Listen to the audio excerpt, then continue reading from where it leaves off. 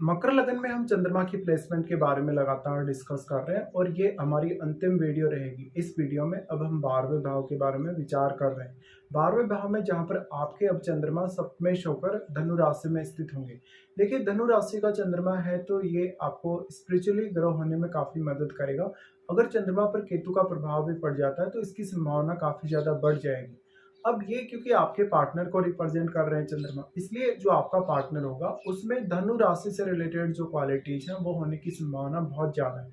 ऐसे में हो सकता है कि आपका पार्टनर बहुत ही ज़्यादा स्पिरिचुअल हो, पूजा पाठ करने वाला हो, या वो कहीं ना कहीं एक ऐसा गॉड की तरफ से आपके पास भेजा हुआ एक मैसेंजर हो सकता है जो आपको उस दिशा में लेकर जाएगा जहाँ पर आप मोक्ष की तरफ आगे बढ़ेंगे। कहीं न कहीं इस प्रकार का चंद्रमा अगर बैडली प्लेस्ड है, अगर राहु से प्रभावित है, केतु से प्रभावित है या शनि से प्रभावित है, तो ये आपकी मैरिड लाइफ को डिस्टर्ब ज़रूर करता है। लेकिन वास्तव में आपको जो भौतिक जनजीवन है या जो भी हमारा एक सांसारिक जीवन है, उसका ज्ञान करवाने वाला होता है एक्चुअल में। तो पार्टनर आपके लिए बहुत ज़्यादा सपोर्टिव हो सकता है, मेंटली और फिज़िकली। बट इस प्रकार से चंद्रमा बैठे हैं, तो कहीं न कहीं पार्टनर के साथ आपका उतना ज़्यादा सैटिस्फैक्शन नहीं दिखेगा कभी भी। इस केस में अगर बृहस्पति का प्रभाव या केतु का प्रभाव चंद्रमा पर हो तो कभी कभी ऐसा भी पॉसिबल हो सकता है कि आपका मैरिज ही ना हो। तो मैरिज नहीं होने के केस में फिर क्योंकि 12th हाउस है वो लॉस का एक्चुअल में, और जब भी हमारा 7th और 12th हाउस में जाएगा तो हम ये मानते हैं कि कभी किसी भी पर्सन का ऐसे पर्सन का मैरिज नहीं होता, या मैरिज होता तो कहीं ना कहीं पार्टनर की हेल्थ को लेके प्रॉब्लम आती है या पार्टनर को लेके उसको कोई ना कोई इश्यू हमेशा रहता ही है। ये डिपेंड करेगा कि चंद्रमा पर और कौन-कौन से ग्रहों का प्रभाव है।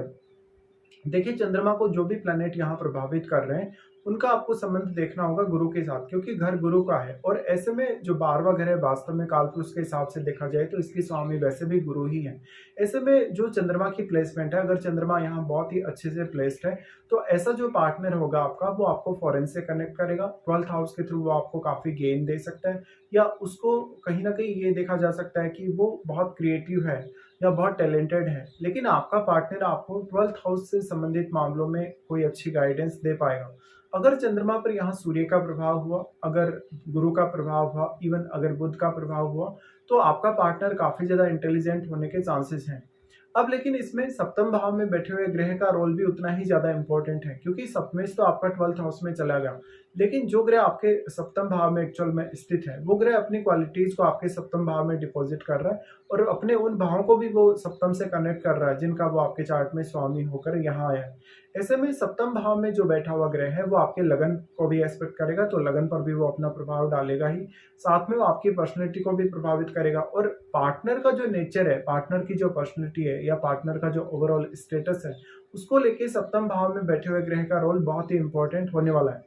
बट क्योंकि एक्चुअल में हम हमारा जो सप्तमेश होता है उसी को पार्टनर मानते हैं, तो सप्तमेश का 12वें घर में जाना कहीं ना कहीं 12th हाउस से संबंधित कुछ ना कुछ ट्रांसफॉर्मेशन आपकी लाइफ में आने वाली है ये प्लेसमेंट के थ्रू।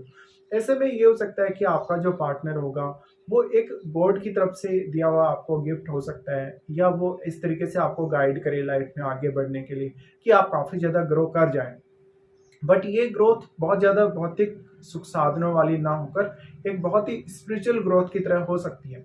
तो यहाँ पे मेनली मेडिटेशन और जो भी इस प्रकार की क्रियाएं हैं, जो भी स्पिरिचुअल एक्टिविटीज हैं, उनमें आपका रुझान ज़्यादा रह सकता है। अब चंद्रमा पर कौन कौन से ग्रहों का यहाँ प्रभाव पड़ रहा है वो आपको देखना चाहिए। देखिए, चंद्रमा को जो भी ग्रह एस्पेक्ट कर रहे हैं और जो भी ग्रह चंद्रमा के साथ बैठे हैं वो अपना पूर्ण रूप से प्रभाव चंद्रमा पर डाल सकेंगे। वैसे तो हम कोई भी ग्रह जब दूसरे ग्रह के साथ कंजक्शन में आए तभी हम उसका सबसे ज़्यादा प्रभाव मानते हैं, लेकिन क्योंकि चंद्रमा बहुत ही ज़्यादा सॉफ्ट ग्रह है और सॉफ्ट ग्रह होने के केस में निश्चित तौर पर अगर चंद्रमा पर कोई भी ग्रह अपनी दृष्टि भी अगर डालेगा तो वो ग्रह भी अपना काफ़ी स्ट्रॉन्ग प्रभाव यहाँ डालेगा। ऐसे में आपके जो 6th हाउस है, 6th हाउस में बैठे हुए ग्रह का रोल भी आपके लिए उतना ही ज़्यादा इंपॉर्टेंट हो जाता है, क्योंकि 6th हाउस में बैठा हुआ ग्रह भी चंद्रमा को एक्सपेक्ट करेगा और अपनी पूर्ण रूप से दृष्टि डालेगा वो चंद्रमा पर। ऐसे में चंद्रमा के साथ बैठे हुए ग्रह को भी आप देखिए। चंद्रमा के साथ बैठा हुआ ग्रह एक्चुअल में अपनी क्वालिटीज को आपके 12th हाउस में डिपॉजिट कर रहा है। वो 12th हाउस के थ्रू कहीं ना कहीं अपने उन भावों को भी कनेक्ट कर रहा है जिनका वो आपके चार्ट में स्वामी होकर यहाँ आया है। तो आपको अब उन भाव से कुछ ना कुछ सहयोग मिल सकता है, या उन भाव से जुड़े हुए रिश्तों से आपको कुछ ना कुछ हेल्प मिल सकती है जीवन में आगे बढ़ने के लिए।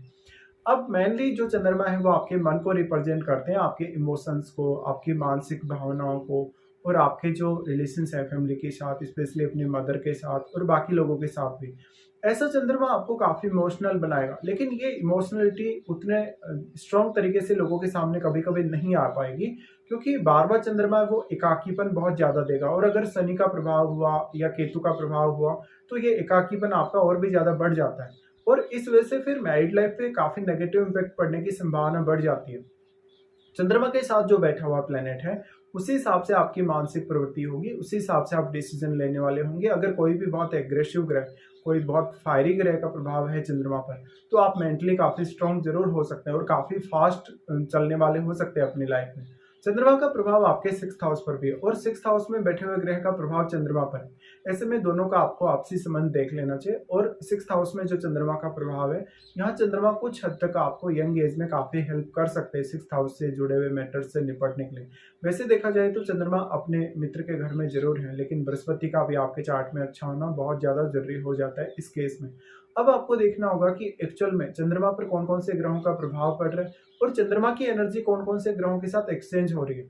जिस प्रकार के भी ग्रहों का यहाँ प्रभाव ज़्यादा है, उसी हिसाब से आपकी मानसिक प्रवृत्ति, सोचने-समझने का तरीका, विचार करने का तरीका, आपका नेचर या आपका बिहेवियर वैसा ही बन जाएगा और इवन आपके पार्टनर पर भी ये सारे के सारे प्रभाव ज़रूर देखने को मिलेंगे। बट आपके सप्तम भाव में बैठा हुआ ग्रह भी बहुत ही ज़्यादा मेजर इम्पैक्ट डालेगा आपके पार्टनर पे और आपके पार्टनर की पर्सनैलिटी पे भी। तो इस हिसाब से आपको विचार करना चाहिए। अब आपको देखना होगा क्या वास्तव में आपको चंद्रमा की महादशा है। अगर चंद्रमा की महादशा है तो ये 12th हाउस के थ्रू आपके जीवन में बहुत बड़ा ट्रांसफॉर्मेशन ला सकती है और आपको स्पिरिचुअली बहुत ज़्यादा गाइड करने वाली ये दशा हो सकती है, क्योंकि मेनली आपका जो टैलेंट है वो चंद्रमा पर डिपेंड करता है। चंद्रमा यहाँ कौन-कौन से अन्य ग्रहों के साथ संबंध बना रहे हैं, उनका प्रभाव भी काफ़ी स्ट्रांगली पड़ेगा। जैसे अगर शुक्र जैसे ग्रह के साथ अगर संबंधित हैं, तो मैरिड लाइफ के डिस्टर्ब होने के चांसेस भले ही बहुत ज़्यादा हैं, लेकिन ये क्रिएटिविटी और इमेजिनेशन के मामले में आपको काफ़ी हेल्प कर सकते हैं और आपके नेचुरल टैलेंट को काफ़ी तेज़ी से आप आगे बढ़ा सकते हैं। लेकिन इसमें पार्टनर का रोल भी उतना ही ज़्यादा अहम होगा। इसी तरीके से अगर चंद्रमा को यहाँ सूर्य का प्रभाव मिल रहा है, अगर बृहस्पति का या गुरु का प्रभाव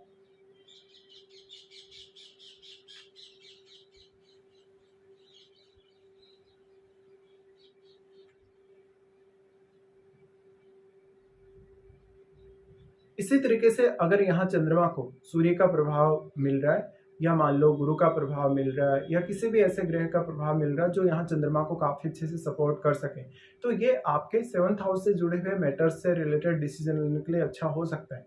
अब आपका जो 12th हाउस है वो आपका बेडरूम है। ऐसे में बेडरूम में चंद्रमा का आना और वो भी एक ऐसे साइन में जिसको बृहस्पति रिप्रेजेंट करता है, तो ये मैरिड लाइफ को लेकर अक्सर आपको डिससैटिस्फैक्शन दे सकता है। अगर राहु का प्रभाव है चंद्रमा पर, तो ये आपको स्पिरिचुअली काफ़ी ज़्यादा ग्रो होने में मदद करेगा और अगर शनि का प्रभाव हुआ तो भी ऐसा होगा। लेकिन ये मैरिड लाइफ के लिए काफ़ी एक बहुत ही सेंसिटिव प्लेसमेंट कही जा सकती है। अगर दूसरे ग्रहों का प्रभाव चंद्रमा पर पड़ता है, तब आपको मैरिड लाइफ में नुकसान होने के चांसेस ज़्यादा रहेंगे या मैरिड लाइफ से डिससैटिस्फैक्शन होने के चांसेस ज़्यादा बढ़ जाएंगे। लेकिन अगर चंद्रमा अकेले बैठे हों और किसी भी अन्य ग्रह का प्रभाव नहीं हो, तो उस केस में फिर 12वें घर के थ्रू आपके जीवन में काफ़ी बड़ी ट्रांसफॉर्मेशन आपको देखने को मिल सकती है। अब अगर आपको चंद्रमा की महादशा है, तो ये सारे के सारे प्रभाव आपको काफ़ी स्ट्रांगली देखने को मिलेंगे। बट अगर आपको चंद्रमा की महादशा नहीं है, तो ऐसा हो सकता है कि चंद्रमा के साथ जो ग्रह यहाँ अपना संबंध बना रहे हैं, दृष्टि संबंध या युति, उनकी दशा आपको हो सकती है और उस दशा में भी कहीं न कहीं आपको चंद्रमा से जुड़े हुए जो प्रभाव है, वो ज़रूर देखने को मिलेंगे।